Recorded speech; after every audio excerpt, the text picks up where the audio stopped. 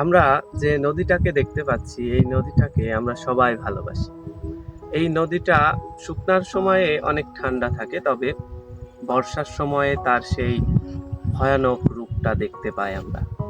তার ভয়ানক রূপটা সবার কাছে হয়তো সেই ভালো লাগার আর থাকে না। কারো কারো কাছে হয়তো সেটাই বিপজ্জনক হয়ে ওঠে।